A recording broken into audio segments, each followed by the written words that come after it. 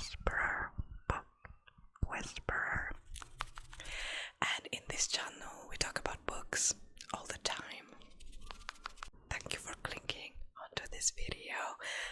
Today I just thought we would catch up a bit, talk about all my current favorites. We're going to go into hobbies, reading, skincare, anything really that crosses my mind, music, TV shows, and all of that.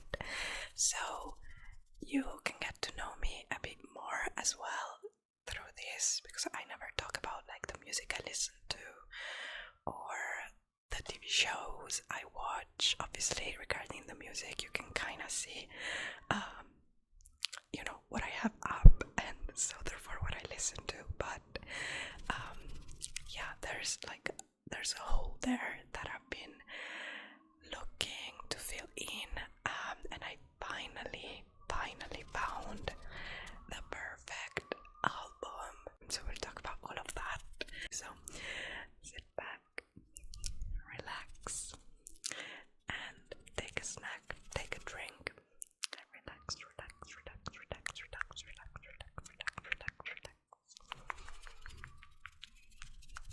Let's get into it, shall we? Because this is a book channel, let's talk first and foremost about books, right? I'm currently reading One Dark Window.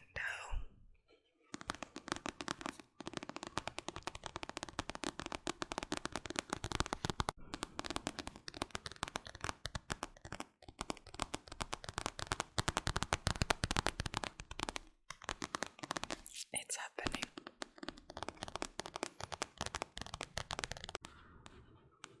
One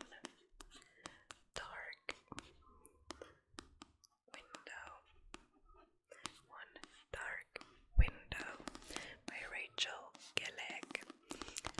Finally.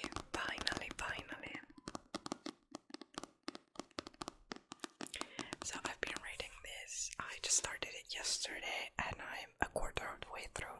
I just sat down and I blinked and I was reading page 100.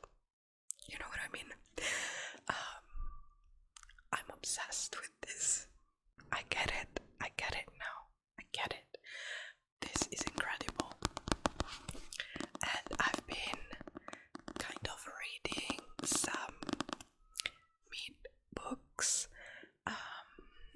Well, not necessarily this month, but I feel like I read a lot of mid or lower books lately, which, hello, it feels like, do I even know my taste anymore? And also, just before picking this up, I had the NAFTA book. That's a spoiler for my November wrap-up, but I had the NAFTA book, and a big factor that made me the NAFTA book was also the writing.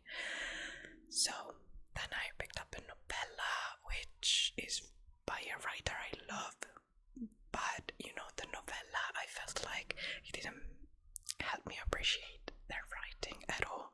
So I don't know, it was mid, it was a novella, it was good, but it didn't give me the feeling of reading a work by that author. So there you go. So then I picked this up and I was on page 2 and I was like, yeah, I think this might do. And then at page 10 I was like, okay, the writing is doing things to me, right?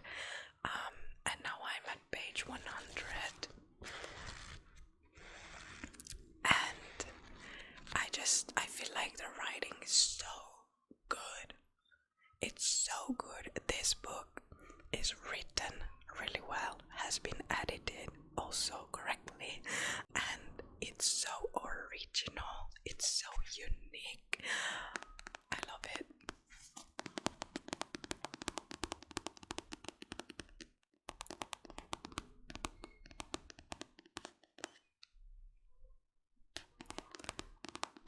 I absolutely love what she did with the rhymes, the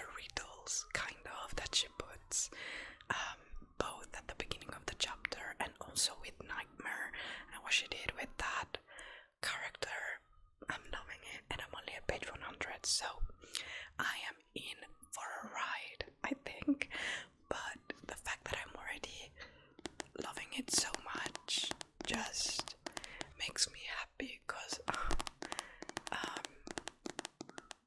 it's not that the other books I read this month were mid, they were good, I enjoyed them, but just like there was always a disconnect between me and the characters, you know what I mean? Whereas here, I feel like,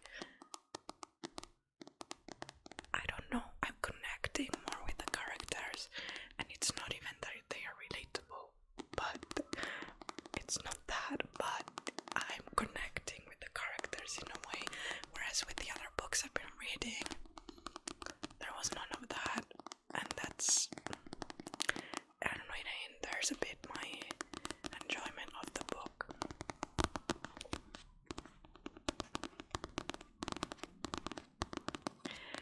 So yeah, I've been reading Wonder Queen though. I cannot wait to finish it and know how the story goes. And just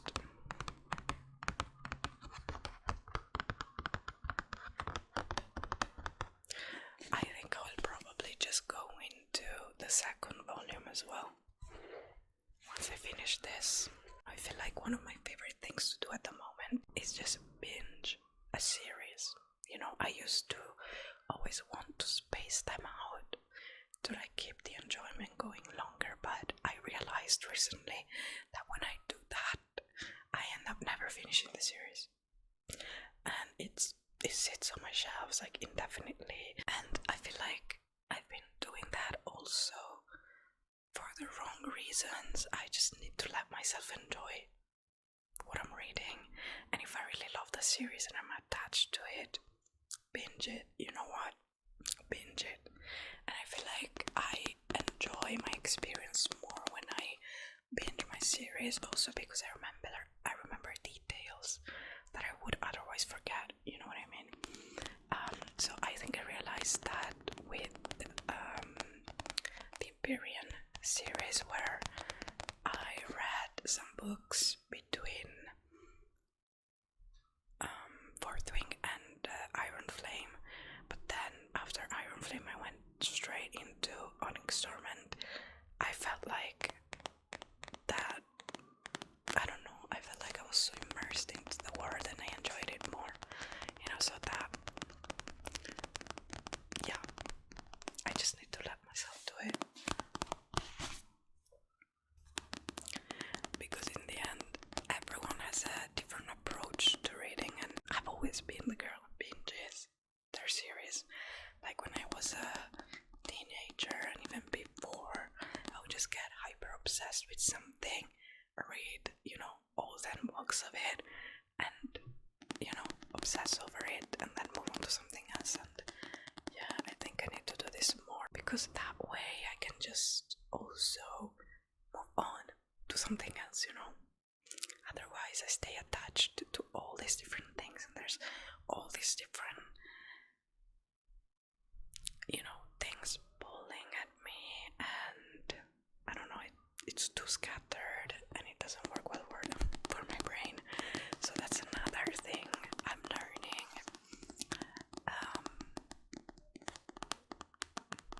I feel like I've been changing as a reader, so yeah.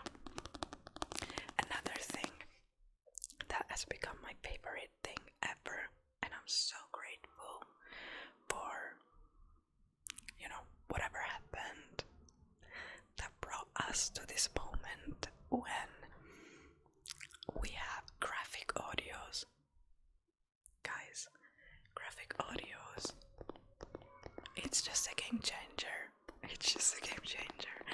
I plan on reading Akotar, like tandem reading the book and listening to the graphic audio while I follow the line on the page, you know what I mean? And I feel like, I don't know, it's just, it enhances your reading experience to such a level that wow, it amazes me really. I have been rereading some parts of the Empyrean series series with the graphic audio in the background, and it's just incredible. Wow. I'm just freely speaking here because we're not talking about favorites anymore, but I've been rereading some parts of the Empyrean series because my boyfriend is currently reading it. He's on to Onyx Storm, and sometimes he tells me some things because he tells me as he goes, he tells me what's happening, right? And sometimes he just unearths some details that I'm like, wait a minute, what did you just say? And I go back and reread the passage, and it's like either confirming a theory I already had or starting a new one. And I love this about books, like having a fandom and having all these people who read these books together and theorize on what's going to happen. I love that. That is my favorite thing ever. I've always been a fandom girly. I don't know why I say was, because I still am a One Direction stan. Sue me, okay? I put One Direction on when I do my incline walk on the treadmill because it's the only thing that's going to motivate me, okay? Okay, great.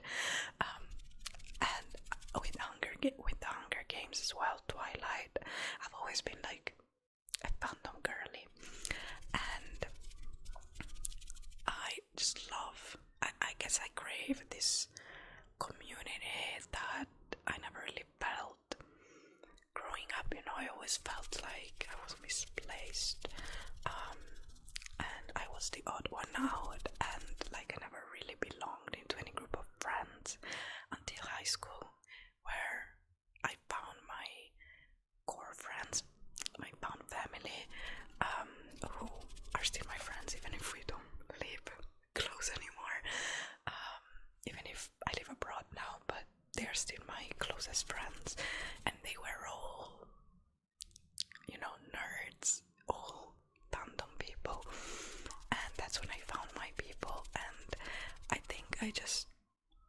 crave, and to this day I crave that sense of community, which is also what made me start this channel, I guess, because I don't really have friends who read like me. So here we are, and yeah, being able to just, you know, talk about the Empyrean series with someone else and my best friend, it's so magical. Anyways, yeah, I've been reading One Dark Window, completely obsessed. I'm obsessed with graphic audios, and this has been my favorite thing to do while I read for a long time. But looking up like name of the book, ambience, on YouTube, like with One Dark Window, I found the channel Fantasia, it's like one of my favorite ambience music channels. They made a One Dark Window inspired playlist of music that they do themselves, you know, and it's like an 8-hour long video, so you can literally just complete the book with that on the background. And I projected it yesterday while I was reading this, and it's so perfect for the vibes of the book. It was incredible, and it's kind of like whimsical but gothic, you know, a whimsical gothic, so that you feel that you're in a fantasy world and there's magic and everything, but it's like this gothic setting. Perfect for this book. And it's once again something that enhances your reading experience so much. I highly recommend, in case you've never tried to do that. Those are my current favorites when it comes to reading. I have some new romance favorite tropes. My number one would forever be enemies to lovers. Forever.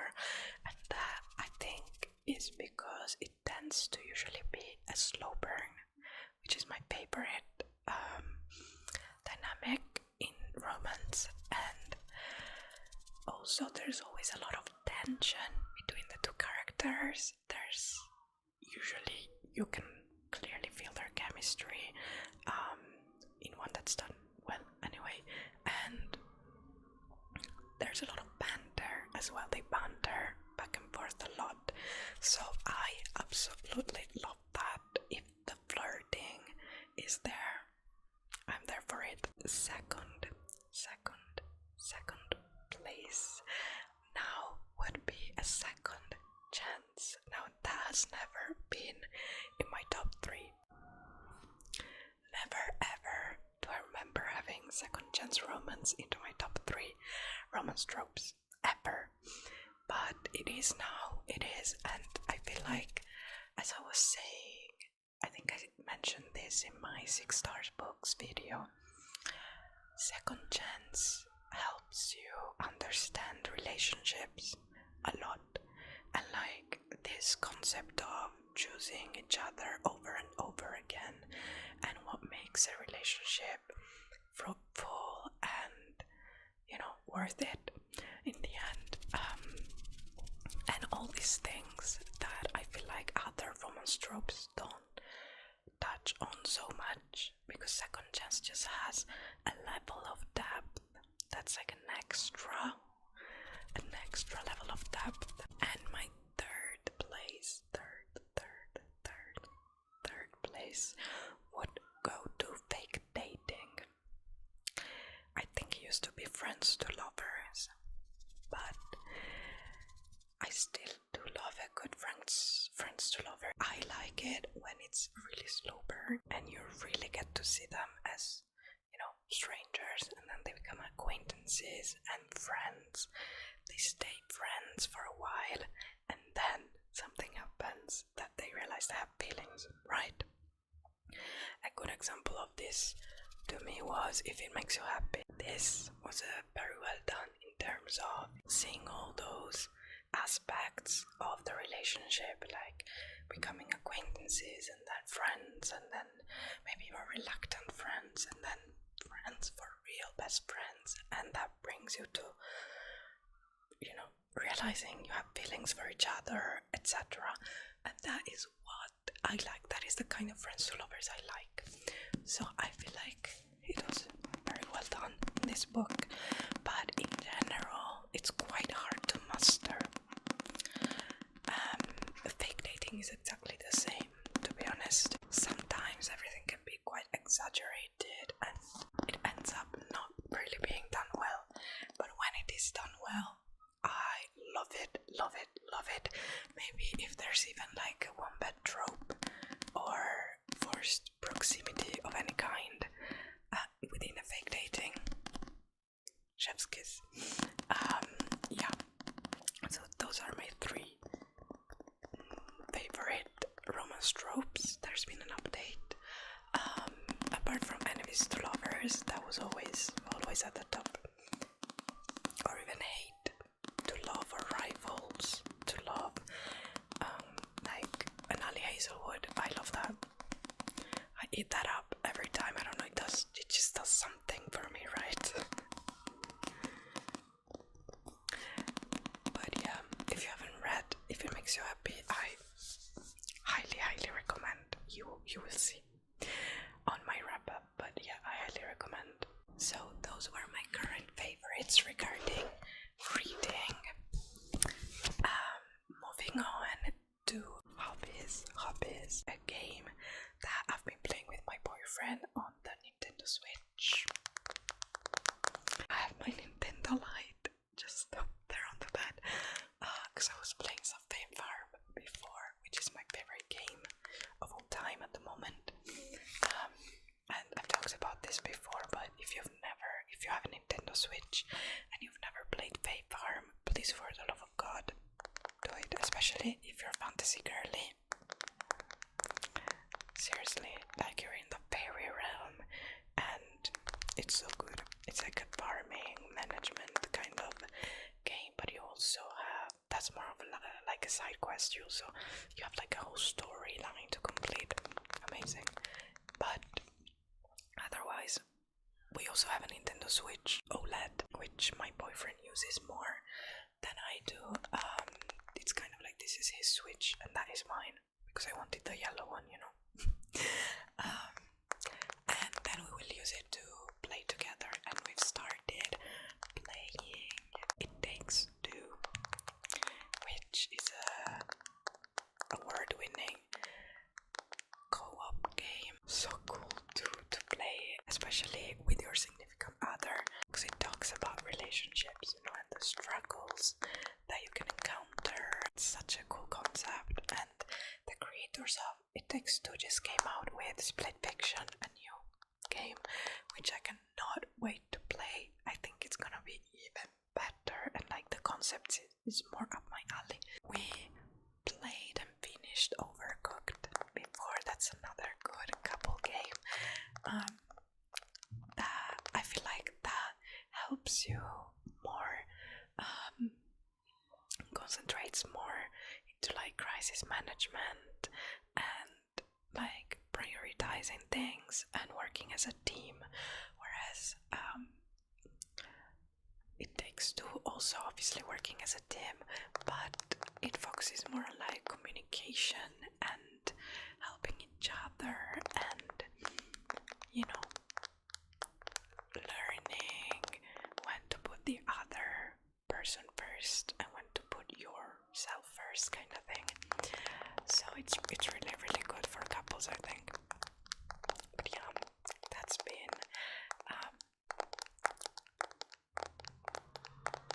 really fun and definitely a current favorite.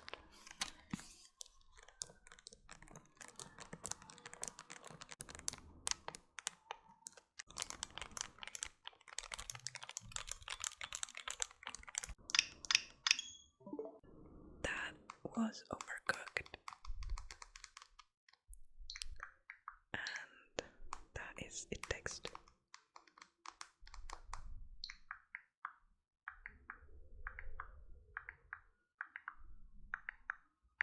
Those are my current favorite hobbies. I would love to take up bedazzle some of my favorite books, you know, that would be so fun. But moving on to music. I have The Life of a Showgirl there. I've been obsessed with this album. I would not consider myself a Swiftie, right? I have always liked her music, but I was never like obsessed. I absolutely fell in love with the cover of The Life of a Showgirl, and the orange is my favorite color, right? So when I saw that the vinyl was orange and glittery, immediate add to cart, you know. So yeah, I've been obsessed with that, especially with Opalite. I don't know why, it's just so happy, it makes me happy. And also Eldest Daughter,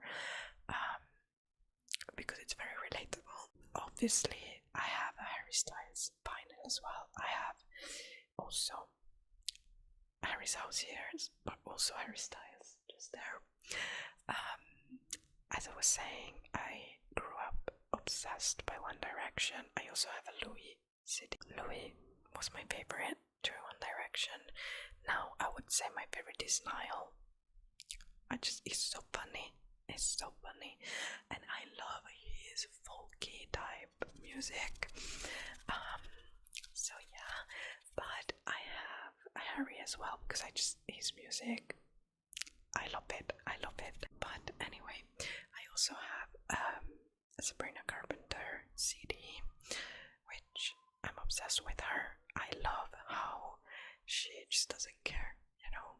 She just has fun. She embraced her, you know, hyper feminine image, and I am there for it because I just love women embracing their femininity, you know. I feel like we've been repressing it a lot for different reasons, and I love when there's someone who openly embraces it, and she's not afraid of also, you know, playing around with her lyrics, so I love it. But my current obsession and current favorite, favorite before, but my current obsession is Looks by Rosalia, which, if you don't know this artist, I highly recommend you to look her up. Flamenco singer, and then she moved into reggaeton because she was in a relationship with Raúl Alejandro, who is like a very prominent reggaeton artist, and now they broke up, they split up, and she released this new album where she experimented a lot more. She said she's been reconnecting with her faith and her religion, and it's something I can relate to a lot. So she's been experimenting a lot. It's a pop album, but there's a lot of classical music in it. I wouldn't know how to describe it because there's like, it's genius. She is an artist with a big A, you know, with a capital A. She mixes, you know, like your classic pop things, music and melodies with classical music, with opera, all these different things. And the lyrics in this album are sublime. She sings in Spanish, in English, in Italian, in many different languages. And especially her Italian song, it's like poetry. It's pure poetry, and I am obsessed, which brings me back to the hole up there.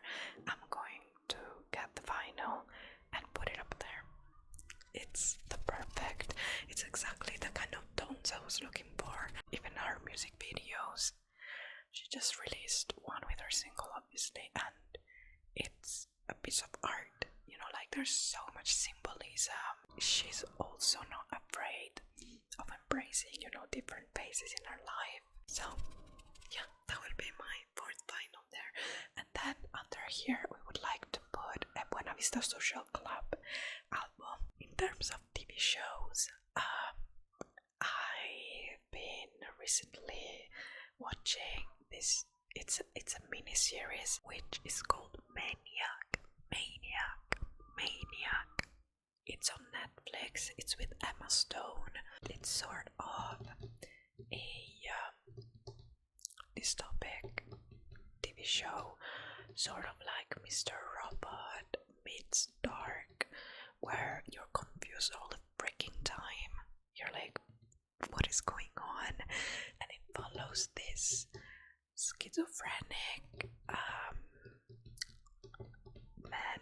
He kind of sees things that are not there, and he believes he is like the chosen one that will save the world. And it's set in this dystopic modern world where you can, for example, you can pay for things with an ad buddy, so you will have someone from this company coming with you everywhere you go until you repay your debt by listening to their ads. And there's all of these dystopic elements where like there's robots everywhere, and there's this huge pharmaceutical company who kind of uses humans to test out new stuff they come up with, and our two main characters kind of sign up for a study with them, and it goes from there. But I'm not getting anything, but I sense that it's going to be so good. I love the way it's filmed. It's not a linear timeline, it kind of goes back and forth. Kind of a current obsession. And a current favorite for sure is Love is Blind. If you haven't watched it yet,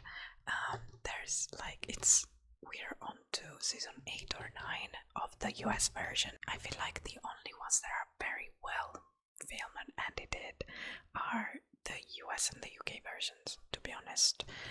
The French version was not edited well at all. I didn't enjoy it, but the drama is there, so if you like tea, yeah. But the US version is my favorite one, and it's the first one. It's like who invented the concept.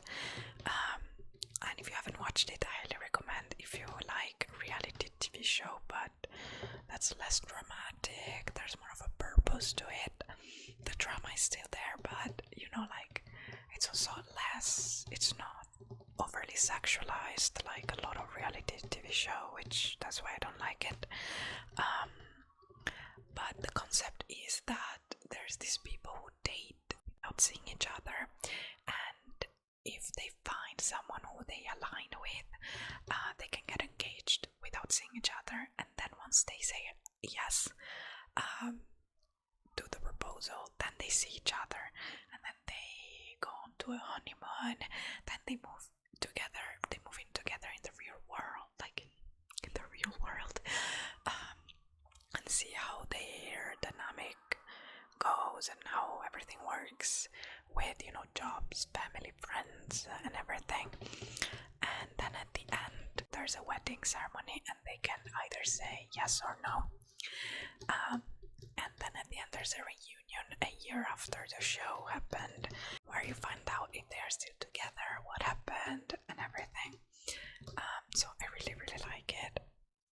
That's definitely a new favorite. The last thing I've been obsessed with lately, I found this gingerbread spice shower gel, gingerbread spice shower gel. And how cute is it? They also had like other, like candy cane and stuff like that for the winter, and I will definitely buy them because this smells amazing. Taking a shower with this at night just changes my night, you know. It's so good, and I don't know, I've been loving it right now that we enter like the end of fall and Christmas season will begin.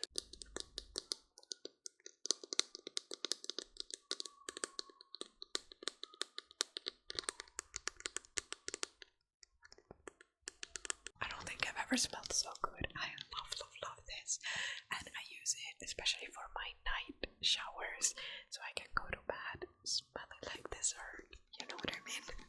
I love it. Also, I wanted to mention the top I'm wearing because, excuse me, I'm obsessed. I bought this like on a sale last year, I think, and I'm obsessed. It's so warm as well, like it's 100% cotton, which I only wear like cotton, viscose, linen, and a satin or silk, wool, and cashmere. I pay attention to the materials of my clothes, but this is so cute. I love you know, the neckline. I love the sleeves. I just feel like I'm in a fantasy book whenever I wear this. It's so good, and it keeps me warm. It's way warmer than what I expected when I bought it. And that is the last thing I wanted to mention in this video. So I hope you enjoyed it. I hope you managed to get to know me a bit more. And yeah, let me know your current favorites in the comments. I would love to know, especially in terms of music, TV shows, maybe skincare, if you have any favorites. I always want to know. But yeah, let me know, and hopefully you enjoyed this video. If you did, don't forget to click the like button and subscribe if you're not already. If you're new here, I would love to have you join our Bookish family. I hope you will have a great day.